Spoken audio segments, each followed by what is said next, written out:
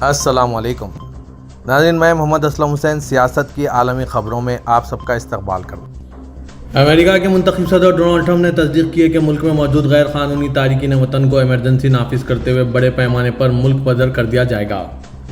Donald Trump نے Truth Social media platform پر اس معاملے کے حوالے سے دعووں کا دو ٹوک جواب دیا ہے۔ ٹرمپ نے ایک شخص کی پوسٹ کے خبروں کے مطابق ٹرمپ انتظامیہ قومی ہنگامی حالات کا اعلان کرنے کی تیاری میں ہے۔ اس کا مختصر جواب دیتے ہوئے لکھا ہے کہ یہ سچ ہے۔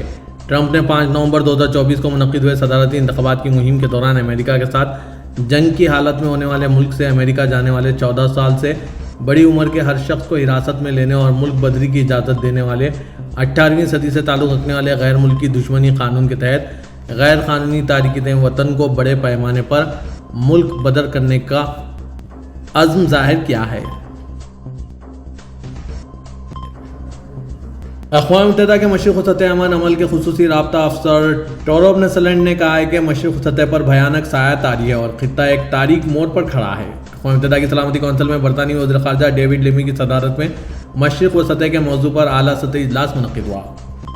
اجلاس میں رکن ممالک کو بریفنگ دیتے ہوئے انہوں نے کہا، ہم ایک بھیانک دور میں ہیں، اس موجودہ صدمے اور درد کی تفصیل بیان نہیں کی جا سکتی۔ انہوں نے زور دے کر کہا ہے کہ خطہ ایک تاریک موڑ پر ہے۔ موسم سرما کے آغاز پر غزہ میں انسانی صورتحال، خاص طور پر شمالی غزہ میں بڑے پیمانے پر نقل مکانی اور وسیع تباہی بین الاقوامی انسانی قانون کے تئیں نمایاں لاپرواہی کے نتیجے میں تباہ کن حد تک پہنچ گئی ہے۔ وینسلینڈ نے کہا ہے کہ موجودہ حالات گزشتہ 1 سال کے دوران سب سے بدتر ہیں اور ان میں بہتری کی کوئی علامت نظر نہیں آتی۔ دوسری طرف انہوں نے نشاندہی کی کہ مغربی کنارہ تشدد اور مایوسی کے تباہ کن گرداب میں پھنسا ہوا ہے اور اسرائیلی فوجی مشرق القدس اور مغربی کنارے میں فلسطینی اراضی پر قبضہ جاری رکھے ہوئے ہیں۔ وینسلینڈ نے بتایا کہ کچھ اسرائیلی وزراء مغربی کنارے کے سرکاری زم اور غزہ میں آبادکاری کی کھلے عام وکالت کر رہے ہیں اور یہ رجحانات فلسطینی انتظامیہ پر سیاسی اثرات مرتب کر رہے ہیں۔ اقوام متحدہ کے خصوصی رابطہ افسر نے خبردار کیا کہ غزہ کی صورتحال کے ساتھ ساتھ اسرائیل کی UNRWA کے خلاف قوانین کی وجہ سے فلسطینی عوام اور فلسطینی ریاست کی معاون ادارتی ڈھانچہ تباہی کے دہانے پر ہے اور یہ صورتحال زیر قبضہ فلسطینی علاقوں کو مزید بدامنی کی طرف ڈھکلے گا۔ برازیل کی میزبانی میں ریو دی جنیرو میں منعقدہ 19ویں G20 سربراہ اجلاس کے پہلے دن غزہ، لبنان اور یوکرین میں بھی پیش رفت کے حوالے سے ایک بیان شائع کیا گیا۔ اعلامیہ میں اسرائیلی حملے کی زد میں غزہ کی پٹی میں انسانی صورتحال کو تباہ کن قرار دیتے ہوئے خطے میں انسانی امداد کی ضرورت پر زور دیا گیا۔ فلسطینیوں کو حق خود ارادیت حاصل کرنے پر زور دیتے ہوئے 2 ریاستی حل تجویز کیا گیا۔ اسرائیل لبنان سرحدوں پر جامع جنگ بندی کے قیام کی حمایت کی گئی۔ اعلامیہ میں یوکرین میں جنگ کے عالمی خوراک اور توانائی کی سلامتی پر منفی اثرات پر روشنی ڈالتے ہوئے پائیدار امن کی حمایت کی گئی۔ ایٹمی ہتھیاروں سے پاک اور سب کے لیے محفوظ دنیا کے ہدف کے عزم پر زور دیا گیا۔ موسمیاتی بحران سے نمٹنے کے لیے G20 ممالک کے عزم کی طرف توجہ مبذول کرائے جانے والے اعلامیہ میں غریب ممالک کے لیے مزید مالی امداد کی ضرورت پر زور دیا گیا۔ اعلامیہ میں مصنوعی ذہانت کے عنوان کو بھی جگہ دی گئی۔ یورپی یونین کونسل نے اعلان کیا ہے کہ اس نے ایران کے خلاف اپنی پابندیوں میں توسیع کرتے ہوئے اس ملک کو میزائل اور ڈرونز کی تیاری میں استعمال ہونے والے پرزوں کی برآمدات پر پابندی عائد کر دی ہے۔ یورپی یونین کونسل کے تحریری بیان کے مطابق روس اور مشرق وسطی اور بحر احمر کے علاقے میں مسلح گروہوں اور تشکیلات سے عسکری تعاون کے جواز میں ایک ایرانی باشندے اور ایک فرم کو پابندیوں کی فہرست میں شامل کر دیا گیا۔ اس کے مطابق یورپی یونین سے ایران کو میزائلوں اور ڈرونز کی تیاری اور پیداوار میں استعمال ہونے والے ساز و سامان اور پرزوں کی برآمدات، سپلائی یا فروخت ممنوع ہوگی۔ پابندیوں میں درج افراد اور اداروں کے زیر ملکیت آپریٹ یا کنٹرول شدہ بندرگاہوں کے ساتھ بھی کوئی لین دین نہ کرنا بھی شامل ہے۔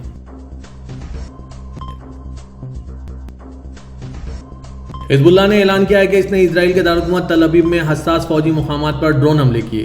حزب اللہ کے بیان میں کہا گیا کہ نشانہ بنائے گئے فوجی مقامات کی تفصیلات بعد میں جاری کی جائے گی۔ اسرائیلی میڈیا کی رپورٹس کے مطابق گزشتہ شام تل ابیب کے قریب رماد گان اور بنی برگ علاقوں میں لبنان سے داغے گئے میزائلوں کی وجہ سے 5 افراد زخمی ہوئے، جن میں سے ایک کی حالت نازک ہے۔ تل ابیب کے رماد گان علاقے میں ایک تجارتی کمپلیکس کے قریب راکٹ گرنے کے بعد آگ لگ گئی۔ بن گورین ہوائی اڈے پر بھی کام متاثر ہوا۔ سائرن بجنے پر پروازوں کی لینڈنگ اور ٹیک آف روک دی گئی اور لینڈنگ کے لیے آنے والے طیاروں کو واپس جانے یا ہوا میں انتظار کرنے پر مجبور ہونا پڑا۔ اسرائیلی فوج کے لبنان کے دارالحکومت بیروت کے مرکز میں وزیر اعظم کی رہائش گاہ کے قریب 2 میزائل اور ڈرون حملے میں 5 افراد ہلاک اور 24 زخمی ہوئے۔ بیروت کے جنوب میں واقع زاہیہ علاقے پر کیے گئے فضائی حملے میں درجنوں افراد زخمی ہیں۔ حزب اللہ کے ساتھ 8 اکتوبر 2023 سے جاری محدود جھڑپوں میں مصروف اسرائیلی فوج نے 23 سپٹمبر کو لبنان کے جنوبی شہروں کے ساتھ ساتھ بقا اور بعلبک علاقوں پر سینکڑوں فضائی حملے کیے۔ اقوام متحدہ کے سیکریٹری جنرل اینٹونی گٹرس نے کہا ہے کہ G20 ممالک کو عالمی مسائل جیسے موسمیاتی بحران اور جنگوں کے حل میں قیادت کرنی چاہیے۔ اقوام متحدہ کی طرف سے جاری کردہ بیان کے مطابق اینٹونی گٹرس نے برازیل کے شہر ریو ڈی جنیرو میں ہوئے G20 سربراہ اجلاس سے پہلے ایک پریس کانفرنس کے دوران یہ بات کہی۔ انہوں نے بتایا کہ G20 کے ممالک کے پاس بڑی اقتصادی اور سفارتی طاقت ہے جسے انہیں بنیادی عالمی مسائل کو حل کرنے کے لیے استعمال کرنا چاہیے۔ اینٹونی گٹرس نے غزہ، لبنان، یوکرین اور سوڈان جیسے علاقوں میں جاری جنگوں کا بھی ذکر کیا اور امن قائم کرنے کے لیے عملی اقدام اٹھانے کی ضرورت پر زور دیا۔ انہوں نے واضح کیا کہ موجودہ موسمیاتی پالیسی 1.5 ڈگری سینٹی گریڈ کے ہدف کو پورا کرنے کے لیے ناکافی ہے، جبکہ G20 ممالک عالمی اخراج کے 80% کے ذمہ دار ہیں۔ ان کا کہنا تھا کہ موسمیاتی تبدیلی، تنازعات، عدم مساوات، غربت کے مسائل انتہائی اہمیت رکھتے ہیں اور G20 ممالک کو عالمی مسائل کے حل میں آگے آنے کی ضرورت ہے۔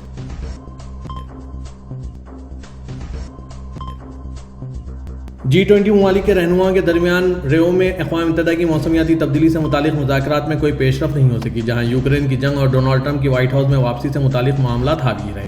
فرانسیسی خبر رساں ادارے AFP کے مطابق اجلاس سے قبل اقوام متحدہ نے دنیا کی امیر ترین معیشتوں کے رہنماؤں سے درخواست کی کہ وہ آذربائیجان میں موسمیاتی تبدیلی سے متعلق تعطل کا شکار مذاکرات بحال کریں اور گلوبل وارمنگ سے نبرد آزما ترقی پذیر ممالک کے لیے مالی امداد میں اضافہ کریں۔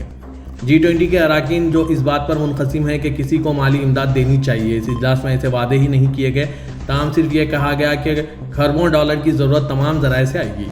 گلوبل سٹیزن کے شریک بانی میک شیلڈر نے کہا ہے کہ عالمی رہنما موسمیاتی تبدیلی کے مسئلے کو اب باکو میں ہوئی کانفرنس کی طرف ڈھکیل رہے ہیں۔ انہوں نے آذربائیجان کے دارالحکومت کی جانب سے اشارہ کیا، جہاں اقوام متحدہ کی موسمیاتی تبدیلی سے متعلق اجلاس COP29 منعقد ہو رہا ہے۔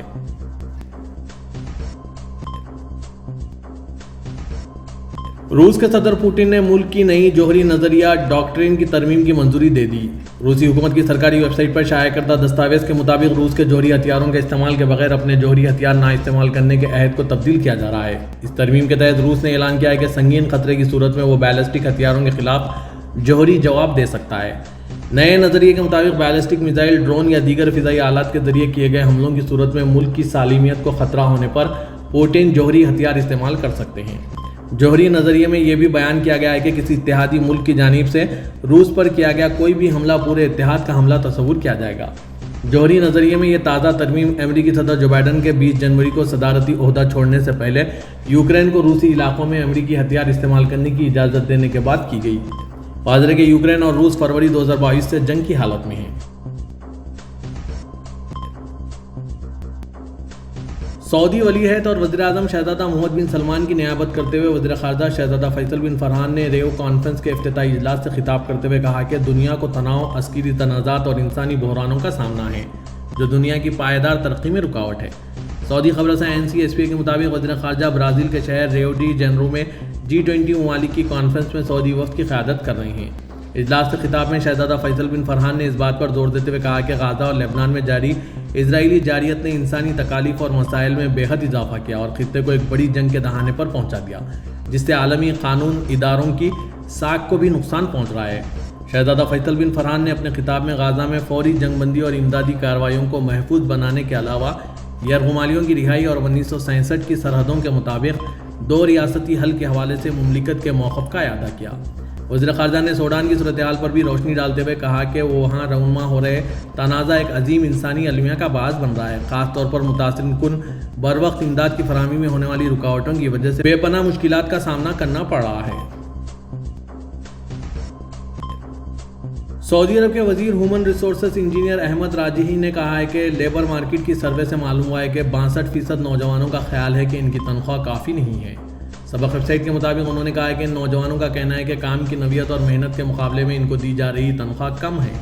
انہوں نے کہا کہ وزارت ہیومن ریسورسز نہ صرف بے روزگار نوجوانوں کے لیے مناسب روزگار کا اہتمام کرتی ہے بلکہ لائف کوالٹی کو بہتر بنانے کی بھی کوشش کر رہے ہیں۔ انہوں نے کہا کہ اس وقت وزارت کے سامنے تنخواہوں کے حوالے سے کچھ سفارشات موجود ہیں جن پر غور کیا جا رہا ہے۔ انہوں نے کمپنیوں اور تجارتی اداروں کے مالکان کو بھی ہدایت دی ہے کہ وہ تنخواہوں پر نظر ثانی کریں۔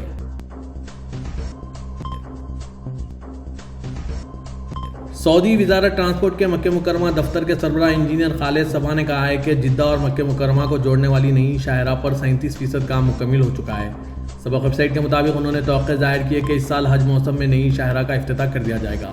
انہوں نے کہا کہ نئی شاہراہ کے ذریعے جدہ کے کنگ عبدالعزیز ایئرپورٹ سے مکہ مکرمہ تک کا راستہ 35 منٹ میں طے کیا جائے گا۔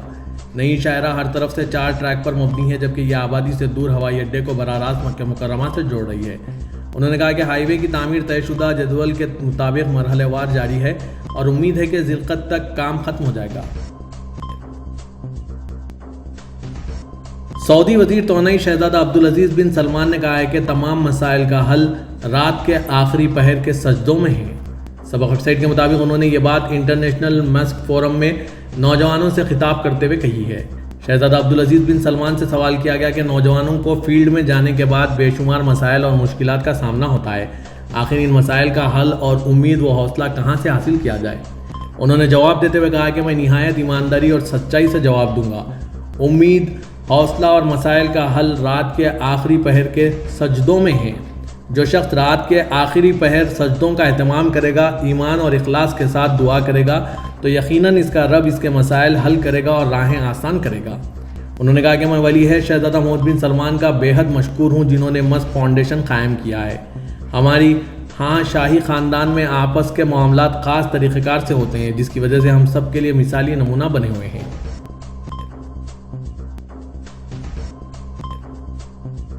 متحدہ عرب امارات کے صدر شیخ محمد بن زاید ال نہیان نے موناکو کے شہزادے البرٹ دوم کو ان کے ملک کے قومی دن کے موقع پر مبارکباد کا پیغام بھیجا۔ اس موقع پر وائس پریزیڈنٹ وزیر اعظم اور دبئی کے حکمران شیخ محمد بن راشد ال مکتوم اور نائب صدر، نائب وزیر اعظم اور صدارتی عدالت کے چیئرمین شیخ منصور بن زاید ال نہیان نے بھی شہزادہ البرٹ دوم کو مبارکباد کے پیغامات بھیجے ہیں۔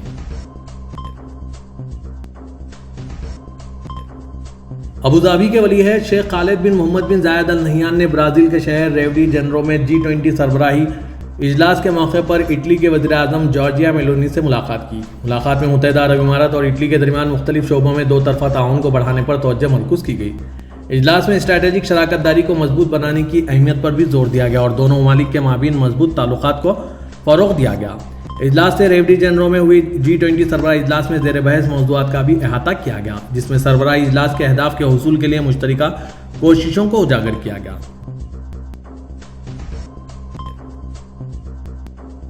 صدر ترکی رجب طیب اردغان نے کہا ہے کہ غزہ میں ایک بار پھر فوری اور مستقل جنگ بندی کا مطالبہ کرتا ہوں۔ صدر اردغان نے برازیل میں G20 سربراہ اجلاس کے دوران سماجی شمولیت اور بھوک و غربت کے خلاف جدوجہد کے زیر عنوان نشست سے خطاب کیا۔ انہوں نے کہا کہ ایسی دنیا میں جہاں ہر 10 میں سے ایک شخص بھوک سے لڑ رہا ہے، اقوام متحدہ کی جنرل اسمبلی میں 9 سال پہلے منظور کیے گئے 2030 پائیدار ترقی اہداف کی طرف پیش رفت ابھی تک مطلوبہ نتائج نہیں دے سکی ہے۔ انہوں نے یاد دلایا کہ ترکی ایسی روایت کی نمائندگی کرتا ہے جو دنیا میں کہیں بھی ضرورت مند کی مدد کرنا اپنا فرض سمجھتا ہے۔ اردغان نے کہا کہ ترک قوم جو اپنے پڑوسی کے بھوکے ہونے پر پیٹ بھر کر نہیں سوتی، 2015 سے اپنی قومی آمدنی کا تقریباً 1% انسانی امداد پر خرچ کر کے دنیا کی سب سے فیاض اقوام میں شامل ہو چکی ہے۔ انہوں نے کہا کہ وہ برازیل کی G20 صدارت کی بھوک اور غربت کے خلاف عالمی اتحاد کی تشکیل کی مہم کو نہ صرف ایک حکمت عملی کے طور پر بلکہ اخلاقی ذمہ داری کے طور پر بھی دیکھتے ہیں۔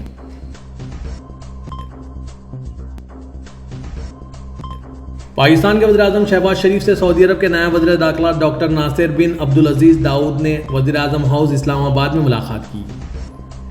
آج منگل کو پاکستان کے وزیر اعظم کے دفتر سے جاری کیے گئے پریس ریلیز کے مطابق وزیر اعظم پاکستان نے سعودی نائب وزیر داخلہ کا پاکستان میں خیر مقدم کیا اور ان کے لیے نیک خواہشات کا اظہار کیا۔ انہوں نے خادم حرمین شریفین شاہ سلمان بن عبدالعزیز آل سعود اور سعودی عرب کے ولی عہد اور وزیر اعظم شہزادہ محمد بن سلمان کے لیے نیک خواہشات کا اظہار کیا۔